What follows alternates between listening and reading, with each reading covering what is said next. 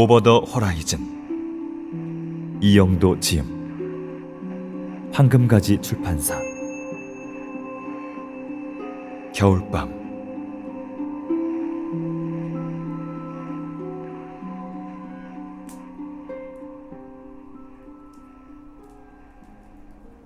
이파리 보안관은 망토에 쌓인 눈을 털며 내 쪽은 쳐다보지도 않은 채 말했다.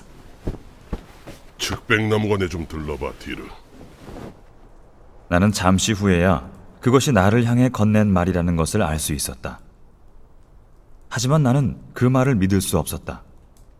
그래서 난 조금 전까지의 자세, 책상에 팔을 괴고 그 위에 머리를 얹어놓은 채 멍한 표정으로 보안관을 바라보고 있던 자세를 그대로 유지하며 그의 말을 못 들은 척했다.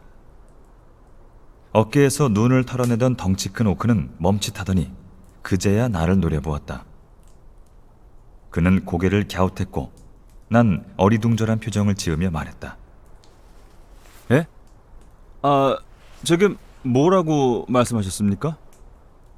이파리 보안관은 송곳니를 드러내 보였다. 물론 나는 눈도 깜짝하지 않았다. 이파리는 한숨을 내쉬며 차분하게 말했다. 측백나무관에 가서 마타피 교수를 좀 만나보라고 했네. 난 창문을 바라보았다. 북서풍이 불고 있었고 그 광경에서 나는 한 가지 결론밖에 도출할 수 없었다. 저 오크가 드디어 나를 살해하기로 결심했구나. 보안관님, 북서풍이 불고 있는데 저더러 8km를 걸어가라고 말씀하시는 겁니까? 그렇게 말했네. 저는 인간이라고요. 이파리는 내 항의를 무시한 채 외투를 벗어 옷걸이에 걸고는 보안관 사무실 가운데 놓인 석탄 난로로 걸어갔다. 그러곤 난로 위에 놓아둔 주전자를 들어올렸다. 찻잔에 차를 따라 한 모금을 마신 이파리는 그제야 나를 돌아보고 깜짝 놀란 표정을 지어 보였다. 너 아직 안 갔냐? 저 오크는 너무 빨리 배운다, 젠장. 그만하죠, 보안관님. 도대체 왜 교수님에게 가보라는 겁니까? 순찰 도중에 아인케를 만났어. 머리 끝까지 화가 나 있고 동시에 심하게 걱정하고 있어서 무슨 말인지 알아먹기 힘들었지만 대충 그의 말을 정리해본 결과 아인켈은 마타피 교수가 뭔가 끔찍한 걱정거리에 빠져 있다고 걱정하고 있더군. 어젯밤엔 초니의 주점에서 난동까지 부렸다는 거야. 그건 좀 이상하더라고. 마타피 교수가 난동이라니. 내가 못 믿겠다는 표정을 지으니까 아인켈이 자기 눈두덩을 보여주었지. 그건 정말이지 멋지게 부어있더군. 교수가 술에 취해서 그랬다는 거야. 버나드 교장과 안셀도 그 자리에 있었고 모두들 교수가 미친 것 같다는 말을 하더군. 그건 정말 이상하다. 마타피 교수는 점잖다는 평가를 잃을 바에는 목숨을 끊어버릴 위인이고 그래서 이 조그마한 소도시에서는 존경받는 인물 중에 하나다. 그런 마타피 교수가 촌이의 주점에서 난동을 부렸다고? 나는 그 조그맣고 점잖은 노인이 촌이의 주점 같은 곳에 들어가는 모습조차 떠올릴 수 없다. 난 고개를 갸웃거리며 말했다. 그래서 아인켈이 고소라도 한 겁니까? 오소라니 아인켈은 걱정하고 있는 거야. 자네도 이젠 슬슬 깨달았겠지만 이런 조그마한 도시에서 보안관이란 건 모든 걱정거리의 해결사 노릇을 해야 되지. 물론 잘 알고 있다. 내가 이 도시에 굴러들어와 보안관 조수 일이라도 건지게 된 것은 내가 칼을 좀 쓴다는 이유 때문이지만 보안관 조수에 채용된 이후 내 장검은 침대 밑으로 굴러들어간 잡동사니를 꺼낼 때 말고는 칼집에서 뽑혀 나온 적이 없다. 단지 칼집을 차고 나타나기만 해도 모든 분쟁은 즉각 해소된다. 그리고 나는 율피투와 미레일이 벌이곤 하는 싸움, 제발 성스러운 신이 그 악동들을 잡아가길, 보다 더 위험한 분쟁은 본 적이 없다. 이 조그만 개척도시의 보안관이라는 것은 황제의 법을 집행하는 법의 대행자라기보다는 결혼식의 주례를 보거나 대로에 쓰러진 주정뱅이를 집까지 업어다 주거나 어린애들의 충치를 위협하는 사람이다. 입 안 벌리면 보안관을 부르겠다. 뜻대로 뽑으세요. 그리고 자신만의 고민에 빠져 선량한 이웃들을 불안하게 만드는 은퇴한 음악 교수를 상담해 주는 것은 보안관 조수의 일일 것이다. 왜냐하면 보안관은 방금 순찰을 마치고 돌아왔기 때문에. 난 한숨을 내쉬며 의자에서 일어났다.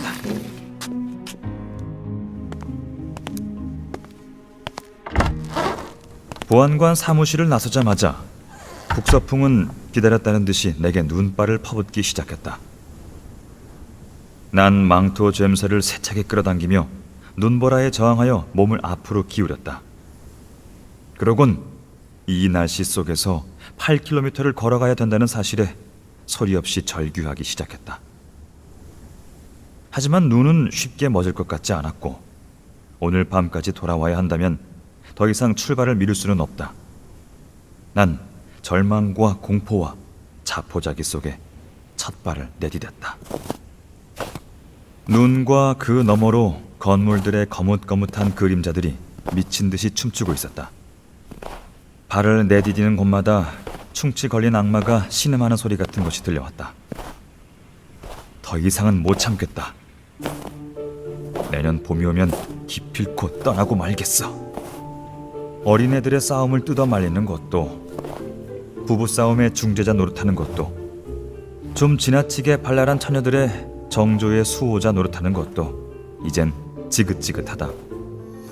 특히 마음에 들지 않는 것은 마지막에 수호자 부분이다. 그녀들과 어울려 노는 쪽이 좀 더 내 본성에 부합하는 일일 테지만 나를 정의와 상식과 윤리의 옹호자로 떠받들고 우러러보는 그녀들의 부모들 앞에서 난 어쩔 수 없이 성불구자 흉내를 내야 했다. 처녀들이 나를 유혹하는 것을 포기하고 대신 귀찮은 회방꾼 취급하기 시작한 것도 이미 오래다.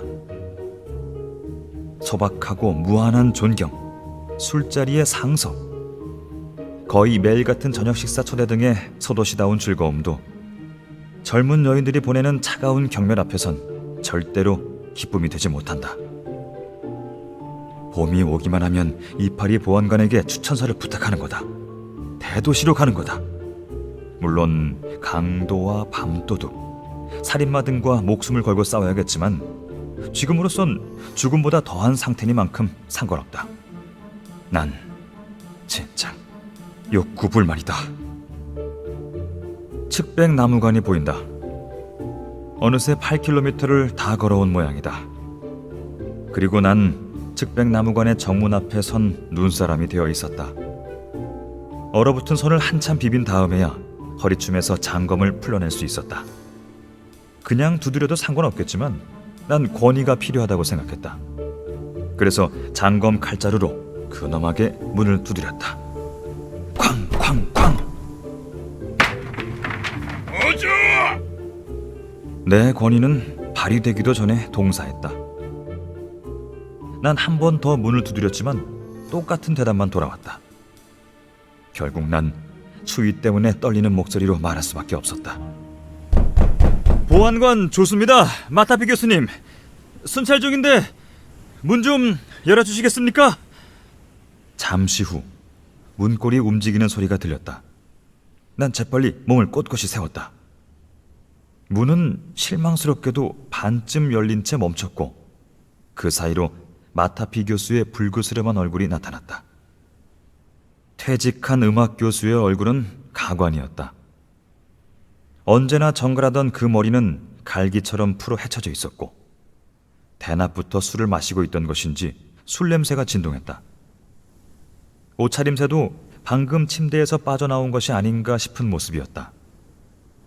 내가 이 존경받는 시민의 몹시 존경스럽지 못한 모습에 기막혀하는 동안 나를 위아래로 훑어본 교수는 퉁명스럽게 말했다.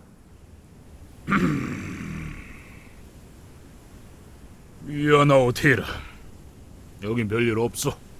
그럼 계속 수고하시길. 그리고 교수는 다시 문을 닫으려 했다. 난 당황하여 장검을 내밀어 문을 막았고 교수는 나를 째려보았다. 난 최대한 상냥해 보이도록 노력하며 말했다. 죄송합니다, 교수님. 날씨가 워낙 엉망이라서요. 따뜻한 우유 한 잔만 얻어 마시면 안 되겠습니까? 마타피 교수는 고함을 지를 것인지 말 것인지 고민하는 얼굴로 나를 올려다보았다. 이 또한 교수답지 못한 일이었다. 평소대로라면 내가 이런 말을 하기도 전에 나를 불러들여 눈이 그칠 때까지 쉬어가라고 말했어야 정상이다. 하지만 교수는 뭔가 중얼거리며 내키지 않는 듯이 문을 열었고, 그래서 난 이 가족적인 소도시의 보안관 조수가 된 이후 처음으로 불청객이 된 기분을 맛봐야 했다. 내가 망토와 장검을 현관의 옷걸이에 걸어두는 동안 교수는 뒤도 돌아보지 않고 척척 걸어갔다. 잠시 후 저 안쪽에서 교수의 고함 소리가 들려왔다. 들어오시오, 티르. 응접실로 들어서자 먼저 눈에 들어온 건 바닥 가득히 널브러져 있는 술병들이었다. 교수의 모습은 보이지 않았고, 그래서 난 당혹감을 감추지 못한 채 이 거대한 아우성 사이에 서 있어야 했다. 그때 부엌 쪽에서 마타피 교수가 걸어 나왔다. 교수는 손에 든 술잔을 탁자에 놓고는 턱으로 의자를 가리켰다. 불편한 동작으로 의자에 앉자 교수는 곧장 내 앞에 놓인 잔에 술을 따르기 시작했다. 교수님, 지금 순찰 중이라서. 됐어, 티르. 사람들이 가보라고 해서 온 거겠지. 그러니 순찰 중이었다는 소리는 꺼내지 마시오. 난 어깨를 으쓱거렸다. 그리고 술잔을 들어 올리는 대신 바닥을 구르는 술병들을 가리키며 말했다. 이미 약주를 많이 하신 것 같은데요. 교수는 내 말을 들은 채 만체하며 자기 잔에 술을 채워 단숨에 들이켰다. 그러곤 또 술잔을 채웠다. 난 재빨리 하지만 정중하게 교수의 잔을 집어들었다. 교수님, 그만 드시고. 마타피 교수는 내 앞에 놓여있던 술잔을 집어들어 단숨에 마셨다. 어쩔 수 없이 나는 그의 술병도 뺏어야 했다. 교수는 양손에 술잔과 술병을 든 내 모습을 물끄러미 바라보았다. 그러고는 내가 상상도 못한 말을 했다. 월권행이요? 당연히 그렇다. 이곳은 그의 집이고 내 손에 쥐어진 건 그의 술이었으니까. 하지만 나는 생각보다 더 이 소도시의 가족적인 분위기에 빠져 있었나 보다. 순간적으로 그의 말을 이해하지 못했으니까. 이런 폭음은 상괴를 벗어난 바가 지극하다 여겨지며, 따라서 신민의 보호자이시자 그 어버이신 황제 폐하의 관료로서 절대 묵고할 수 없습니다. 교수도 조금 당황한 모양이다. 그도 우리가 남남입니까? 등의 대답을 기대했지, 이런 거리감 있으며 예의 바른 대답을 들을 거라고는 기대하지 못한 듯했다. 난 미소를 머금은 채 교수를 바라보다가 술병과 잔을 도로 탁자에 내려놓으며 말했다. 관두죠, 교수님. 왜 이러시는 겁니까? 문제가 뭐죠? 이야기를 해보세요. 마타피 교수는 내가 내려놓은 술병을 물끄러미 바라볼 뿐 아무 말도 하지 않았다. 한숨을 쉰 나는 술병을 들어 잔을 채운 다음 그의 앞에 내려놓았다. 교수는 고개를 가로저었다. 티르, 걱정해주는 거 고맙소. 하지만 당신이 도와줄 건 없어. 들어드릴 수는 있습니다. 이야기를 하다 보면 뭔가 해결 방안을 떠올릴 수 있지 않겠습니까? 그게 어떤 문제인지는 모르겠지만.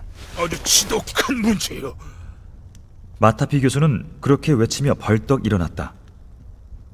난동을 부리고 있었어도 역시 그는 이 소도시의 시민이었고, 따라서 누군가 귀 기울여줄 가족이 필요했던 모양이다. 나를 여기로 파견한 이파리 보안관, 그리고 아인켈은 정확한 조처를 취한 것이다. 내가 그런 생각에 빠져있는 동안 교수는 책장에 놓여있던 상자를 집어들어 다시 돌아왔다. 교수는 상자 속에서 서신 한 통을 꺼내어 내게 내밀었다. 읽어보시오. 난 얼떨떨한 눈으로 서신을 보다가 조심스럽게 그것을 펼쳤다.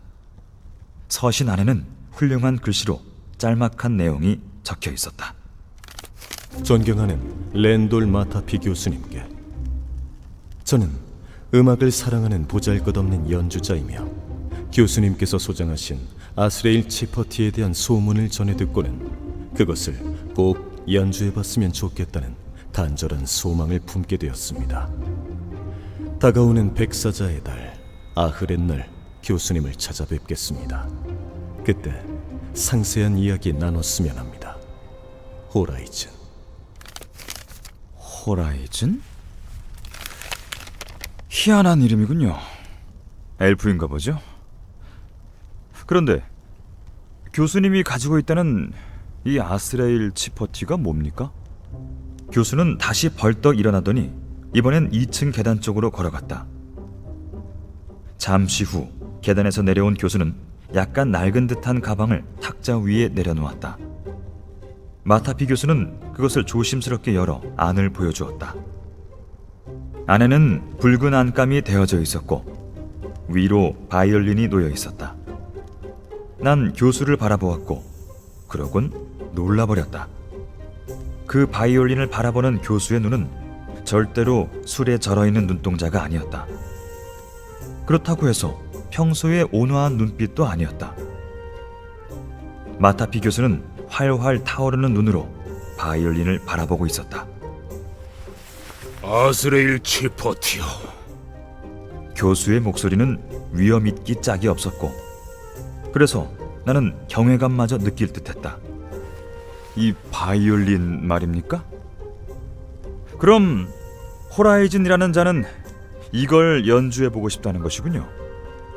마타피 교수는 고개를 끄덕이며 아스레일 치퍼티를 조심스럽게 들어올렸다. 그러곤 그것을 무릎 위에 놓고 가만히 내려다보았다. 교수의 눈은 맹세컨대 미래일을 빠뜨릴 허방다리를 완성해 놓은 율피트의 눈보다도 더 반짝거리고 있었다. 아스레일 치퍼티는 이 바이올린의 이름이자 이것을 만든 악기공의 이름이요. 아스레일 치퍼티는 평생 동안 300개 정도의 바이올린을 만들었고 그중 현재까지 남아있는 건 100개 남짓할 거요. 온 세계를 통틀어 100개 정도밖에 없단 말이요. 아, 예. 그럼 퍽 비싸겠군요. 그런 것 같더군. 어떤 자는 3천만 렐 정도의 가치는 된다고 생각하니까. 마타피 교수가 너무 태연하게 말하는 바람에 나는 조금 후에야 놀랐다.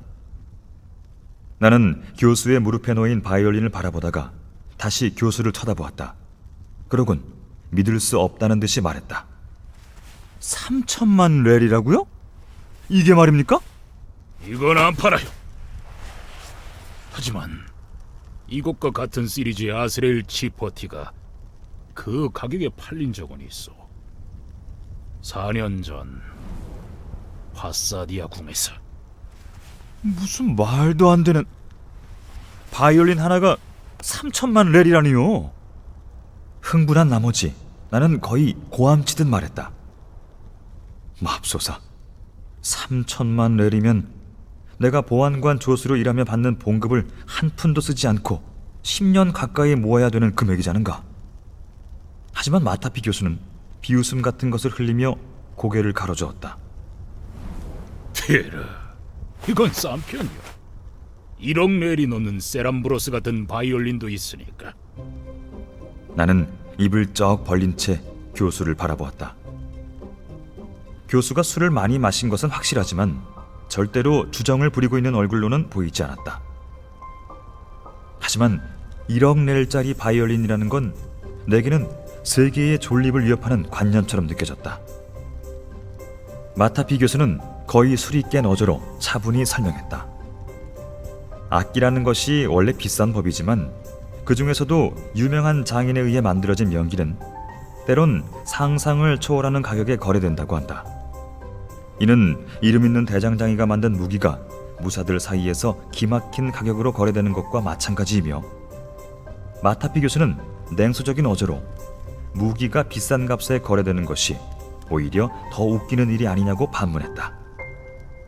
무기의 목적은 어차피 상대를 죽이는 것이니 삽이나 곡괭이를 휘둘러도 상대를 죽이는 데는 별 문제가 없을 거요.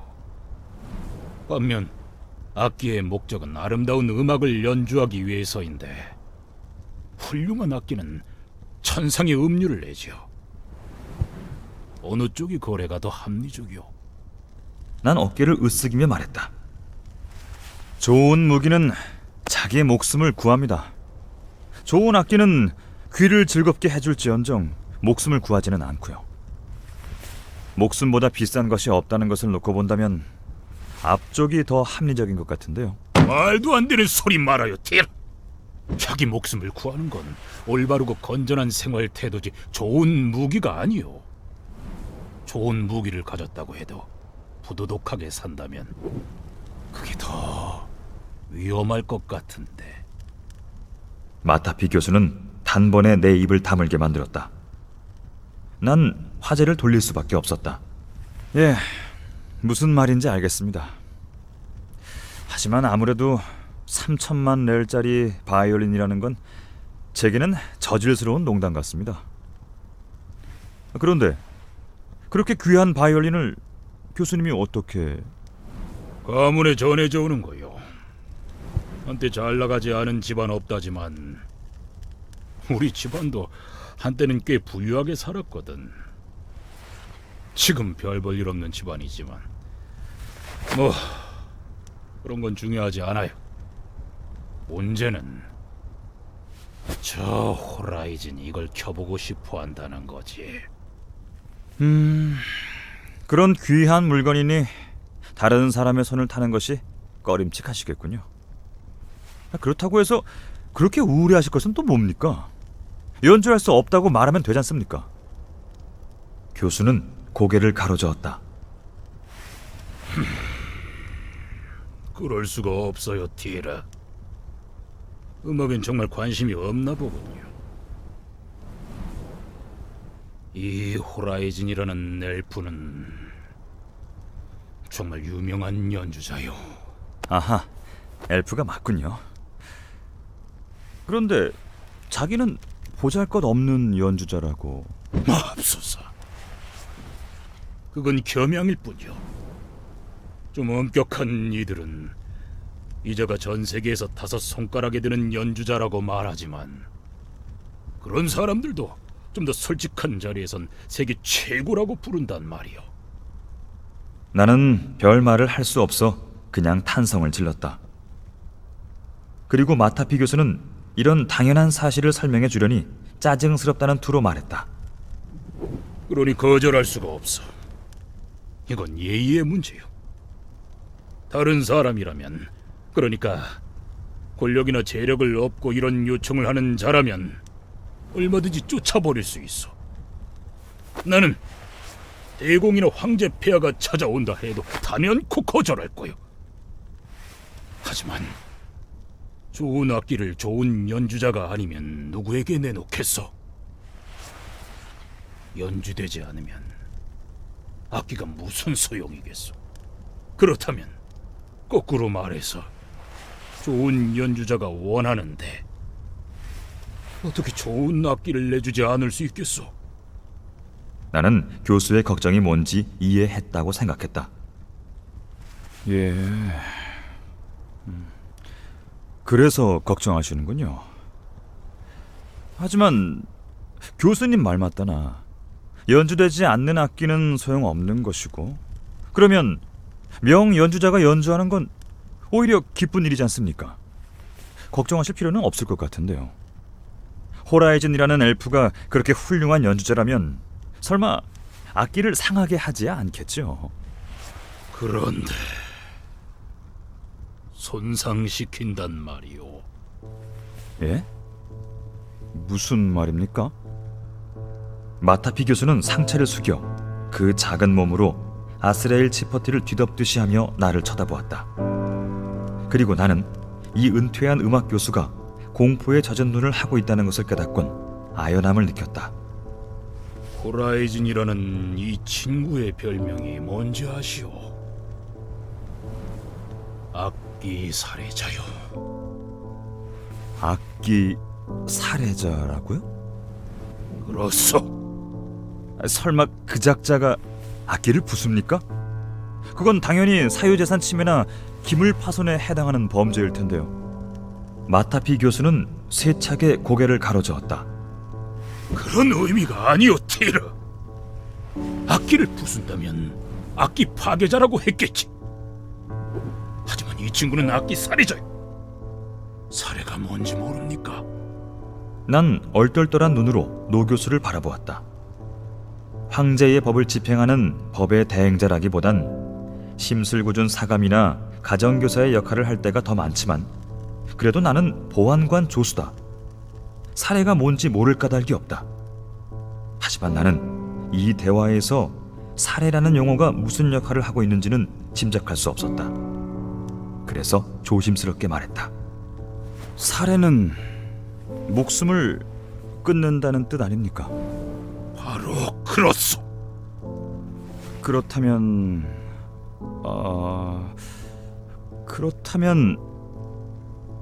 그 다음에 나와야 할 말은 아무래도 퍽 웃기는 말이 될 것 같다. 나는 마타피 교수에게 도움을 청하는 눈초리를 보냈지만 교수는 꿈쩍도 하지 않았다. 그래서 나는 한심한 기분을 느끼며 말했다. 그자가 악기의 목숨을 끊는다는 말씀입니까? 그렇소. 바깥에는 아직도 북서풍이 눈을 가득 실어다 퍼붓고 있었다. 눈보라에 휘말린 나무들이 고통스러운 신음을 흘리고 있었지만 집안은 따스했고 그래서 내 옷은 어느새 말라 있었다. 난 웃옷을 벗어 의자에 걸쳐놓은 다음 교수를 똑바로 바라보았다. 교수의 눈은 충혈된 채 나를 바라보고 있었고 그 눈엔 공포와 애원이 넘치도록 흐르고 있었다. 교수님, 그게 도대체 무슨 말씀입니까? 악기는 무생물입니다. 끊고 자시고 할 목숨이 없습니다. 만약 교수님께서 먹고 자고 새끼치는 악기를 제게 보여주신다면 교수님의 말씀에 얼마든지 동의하겠습니다만 그렇지 않은 바에야. 마타피 교수는 그만 화를 내었다. 티르, 제발 농담을 삼가주시오. 난 도저히 그런 걸 참아줄 기분이 아니란 말이오. 하지만 농담을 듣는 건 제적인 것 같은데요. 도대체 악기의 목숨을 끊는다는 것이 무슨 말입니까? 마타피 교수는 입술을 깨물더니 무릎에 놓아둔 아스레일 치퍼티를 도로 상자에 집어넣었다. 조심스럽게 상자를 닫은 교수는 의자에 몸을 기대며 천장을 바라보았다. 나는 교수의 술잔이 빈 것을 깨닫고는 술을 부었다. 아무래도 오늘은 측백나무관에서 지내야 할 것 같다. 교수는 고맙다는 듯이 고개를 끄덕이고는 말을 시작했다. 어떻게 말해야 할지 모르겠군, 티르. 먼저 그 호라이즌이라고 하는 자가 저질러온 일을 말해주는 것이 좋을 것 같군. 그자는 이미 말했듯이 최고의 연주자요. 그 이름도 모르니 그가 황태자 전하의 결혼식에서 독주를 했다는 것은 당연히 모르겠군. 그렇습니까? 정말 대단한가 보군요. 그렇소. 그런데 그 정도로 대단한 연주자가 어느 날 파센 백작이라는 사람에게 찾아갔어. 파센 백작에게는 앤브루스라고 불리는 역시 대단한 하프가 있었지. 호라이즌은 그걸 한번 연주해보고 싶다고 말한 거지. 아, 바이올린이 아니라 하프도 연주하나 보죠? 모든 악기를 다 연주할 줄 알아요. 그것도 최고로. 도대체 이런 천재가 있나 싶을 정도지. 어쨌든 파센 백작은 뛸 듯이 기뻐했어. 생각해보시오. 황태자 전하의 결혼식에서 연주했던 연주자가 그의 저택에서 연주하는 거요. 그것도 아무런 대가도 요구하지 않고 단지 연주해보고 싶다는 이유로. 당연히 백작은 친지들과 친구들과 유력자들을 초청했지. 그리고 어느 아름다운 저녁, 백작가에서 연주회가 시작됐어.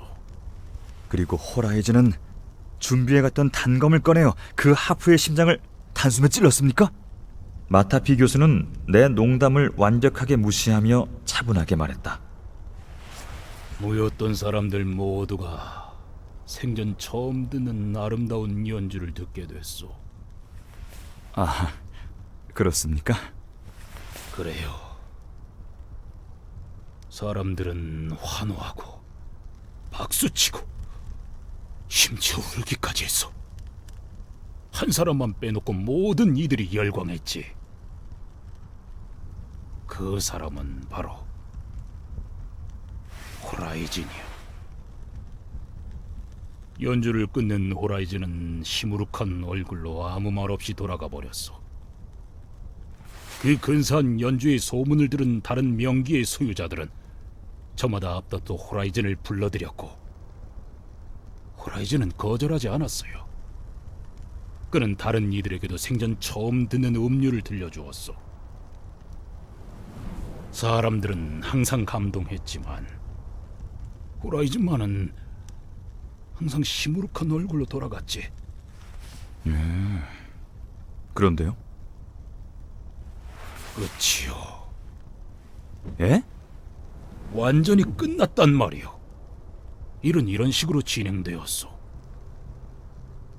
파센 백작가의 어느 날 다른 중견 연주자가 찾아온 거요. 연주회가 또 열렸지만 연주는 시원찮았어. 사람들은 그 중견 연주자에게 조소를 보내며 역시 호라이즌이 최고라고 말했지. 그 불쌍한 연주자는 심한 모욕을 당한 거지. 그런데 또 다른 연주자가 찾아왔어. 같은 일이 반복되었고 사람들은 호라이즌 만세를 외쳤어. 그런데 또 다른 연주자가 그걸 연주할 기회를 얻게 되었지. 어쨌든 연주회는 항상 열리는 거니까. 그리고 역시 호라이즌 만세가 되었습니까? 그래요. 하지만 모욕을 당한 세 연주자들이 어느 날 한자리에 모이게 되었어. 그들은 주저하면서 이야기를 나누었고, 그리고 뭔가가 이상하다는 것을 느꼈지.